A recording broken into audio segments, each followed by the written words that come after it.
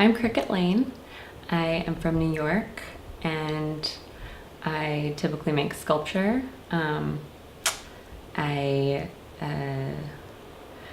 have been reading a lot and incorporating a lot of contemporary theory of future technologies as they're based in biology, and how we're all kind of these crossbreeds of bacteria and fossils and whatever, but specifically as it relates to my dog and my relationship, and it's been a big inspiration. But I feel like that's become the essence of my current feminist form because of women being the other and the caretaker and the person in the background. And so by using the helper and the worker, the dog, as a model, it's really opened up that into a feminist position. I had this urge to get a dog since I was living alone in New York, and I can't really put my finger on it. I grew up with animals in the house, but I wasn't particularly attached to them in the same way that I thought I could be as an adult.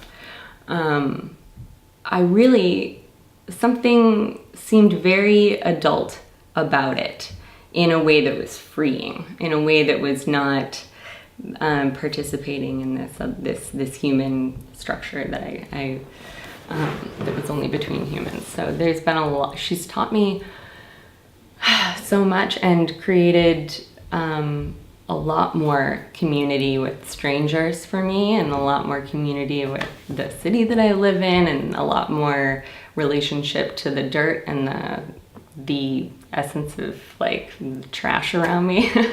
And it's a lot of how my sculpture is made, is by taking the waste of a cast or a mold and then incorporating that into something new. I do think that in the case of otherness, there's either power or those who are oppressed by the power.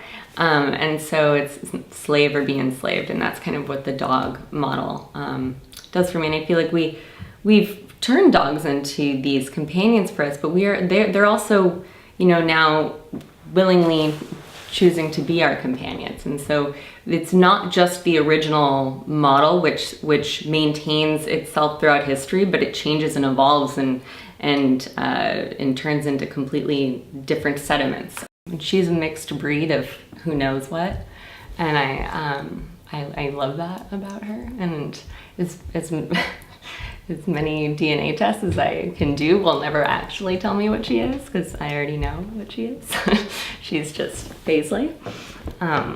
But it's funny that we feel like we know what something is if we can put a name on it, even though we're making up those names.